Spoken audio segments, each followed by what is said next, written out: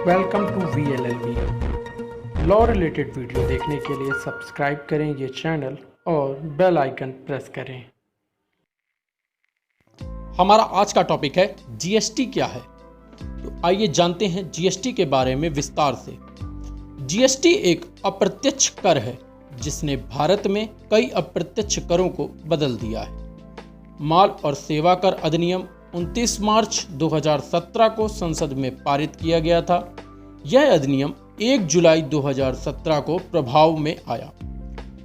भारत में वस्तु एवं सेवा कर कानून एक व्यापक बहुस्तरीय गंतव्य आधारित कर है जो हर मूल्यवर्धन पर लगाया जाता है। अगर हम बात करते हैं जीएसटी की, तो जीएसटी 1 जुलाई 2020 को अपने 3 वर्ष पूर्ण करेगा। सरल शब्दों में गुड्स एंड सर्विसेज टैक्स यानी जीएसटी वस्तुओं और सेवाओं की आपूर्ति पर लगाया गया एक अप्रत्यक्ष कर है।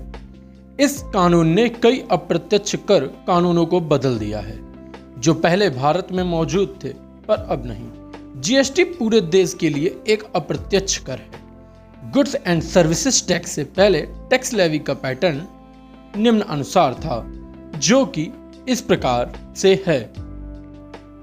सबसे पहले कच्चे माल की खरीद की जाती है। कच्चे माल को खरीदकर उससे प्रोडक्ट बनाने के लिए अर्थात उत्पादन करने के बीच में जो लगता है टैक्स, उसको वैट कहते थे।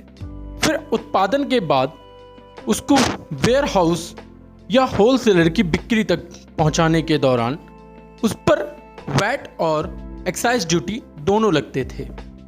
इसी प्रकार होलसेलर की बिक्री के बाद जब वो वस्तु रिटेलर के पास पहुंचती है तो उस दौरान भी उनके बीच में वैट लगाया जाता था। और लास्ट जब रिटेलर से वस्तु अंतिम उपभोक्ता को बिक्री की जाती है तो भी उस पर वैट लगाया जाता था। जीएसटी आने के बाद में ये सारी प्रक्रिया हटकर एक सिंपल जीएसटी टैक्स के रूप में सामने आ गई है। भारत में जीएसटी की यात्रा की बात करें तो जीएसटी की यात्रा वर्ष 2000 से शुरू हुई थी, जब कानून का मसौदा तैयार करने के लिए एक समिति गठित की गई। कानून को विकसित होने में तब से लगभग 17 साल लग गए और सन 2017 में जीएसटी बिल लोकसभा और राज्यसभा में पारित किया गया। इसके पश्चात 1 जुलाई 2017 को जीएसटी कानून लागू हुआ। आइए बात करते हैं जीएसटी के फायदे के बारे में। जीएसटी से क्या लाभ हुए?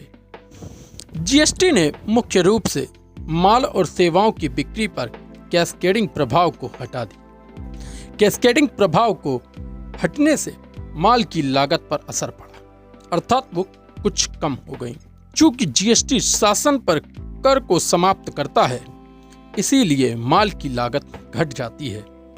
जीएसटी मुख्य रूप से तकनीकी रूप से संचालित है। पंजीकरण, रिटर्न फाइलिंग, रिफंड के लिए आवेदन और नोटिस पर प्रतिक्रिया जैसी सभी गतिविधियां जीएसटी पोर्टल पर ऑनलाइन की जाती।